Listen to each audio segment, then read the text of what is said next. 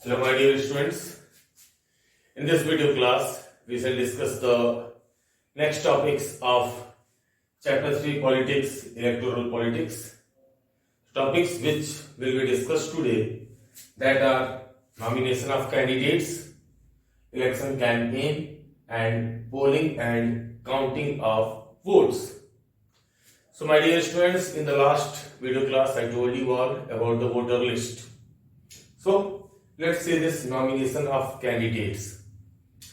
Once the dates of the elections are being declared, different political parties represent different candidates, and these represented candidates on the behalf of the individual party represent or contest into the elections.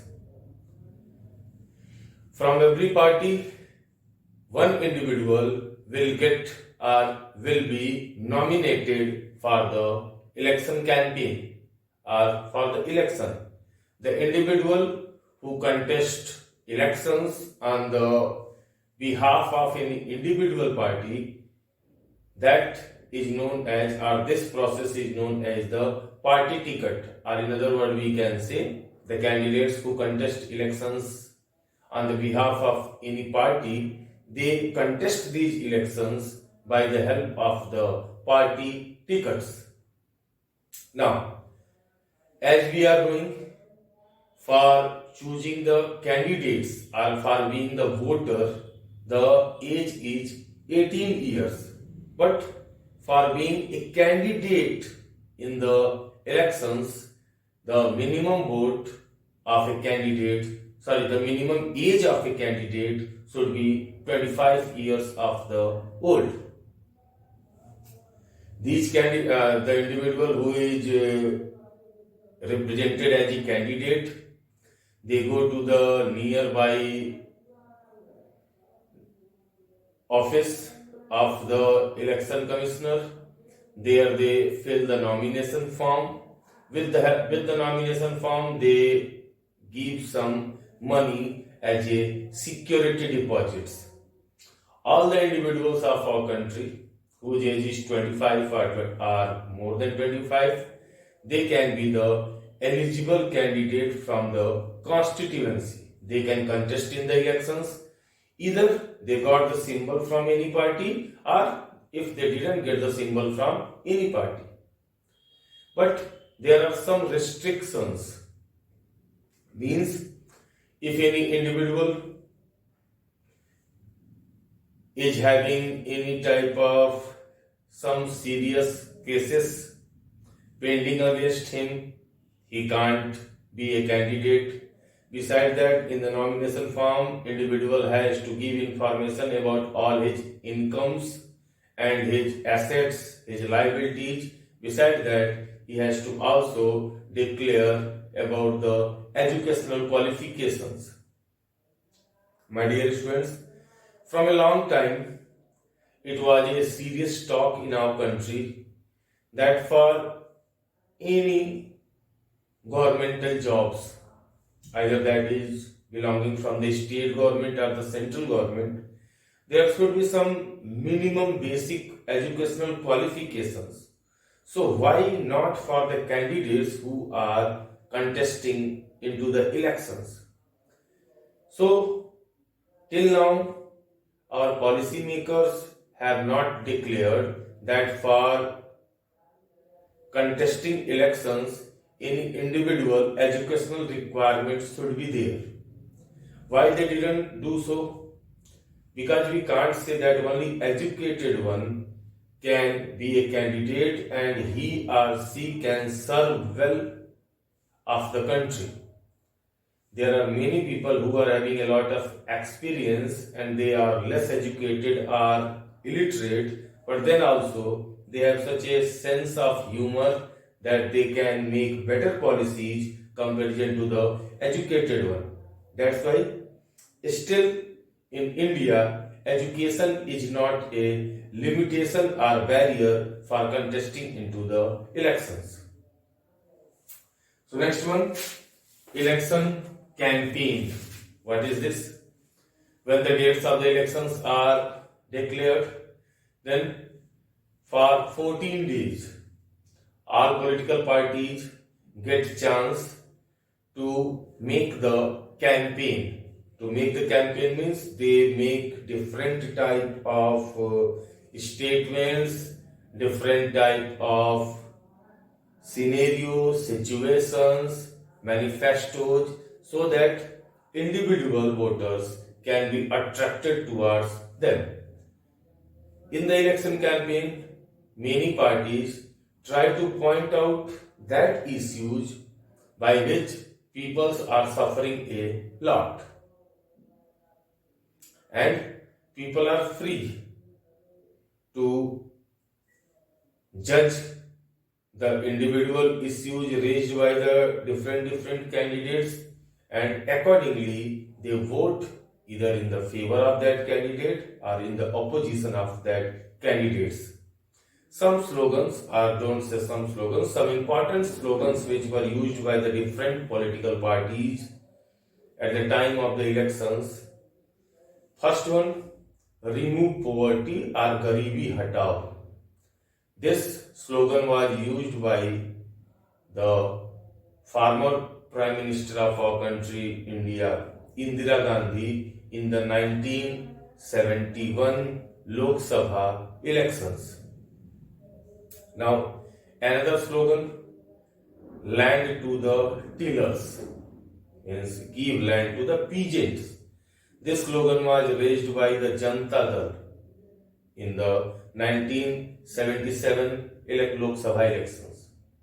Besides that, one more slogan which was raised by the left front in the Bengal elections, that was also similar to this, and one more which was used by the Telugu Desam party by its leader N.T. Rama Rao in the 1983 elections, that was protect the self-respects of the Telugus. So these were some important slogans which were raised during the election campaign. But one more thing, there are some moral code of conducts which should be used by all the parties during the elections. First one, when the dates of the elections are being announced, any political party can't appeal for the votes on the behalf of any religious issues. No candidate, those who are in the power, can allow government machinery for the election campaign.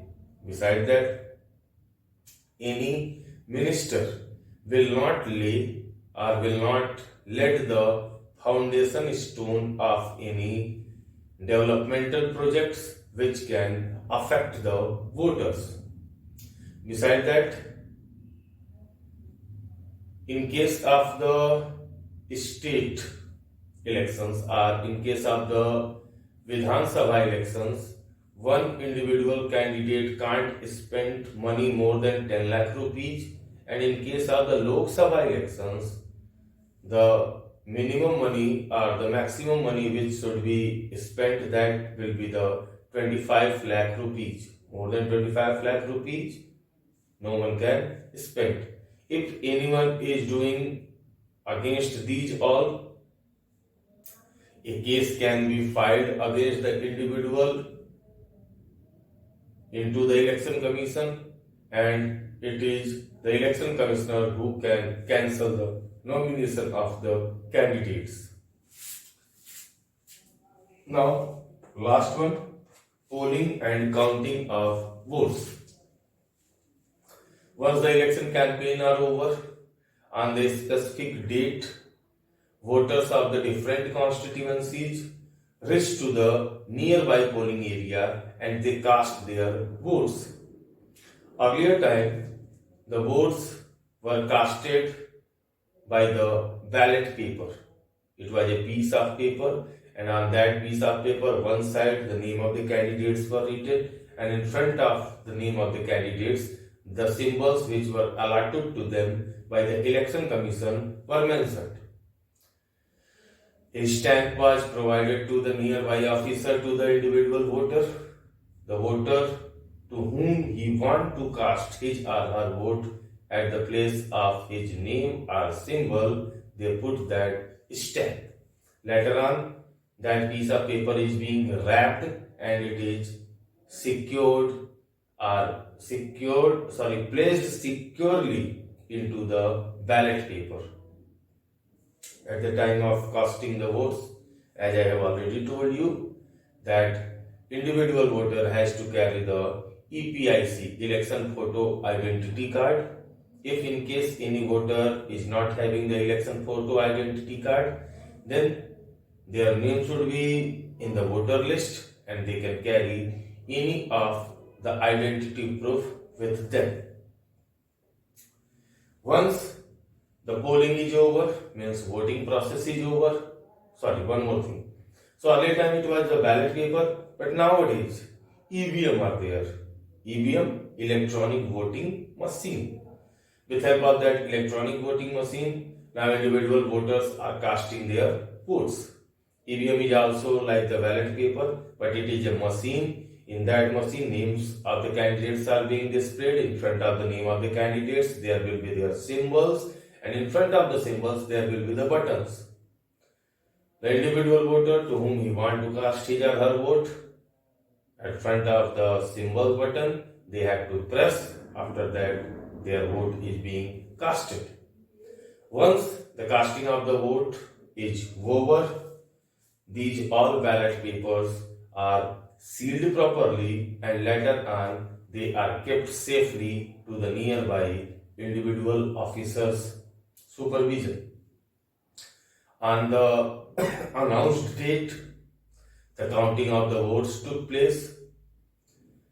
When the counting is being started, then from each candidate's side, two representatives will be present inside where counting is going on so that they can check and see that counting of the votes took place in a proper way. Mostly in case of the state assembly elections, counting for all the constituencies start at a same day.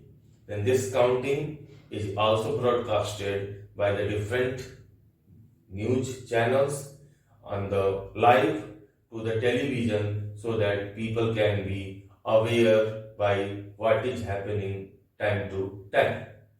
So this was all about these three. In the next video class, we shall discuss some more topics and that will be the last class of this chapter 3 electoral politics. Till that time, bye bye.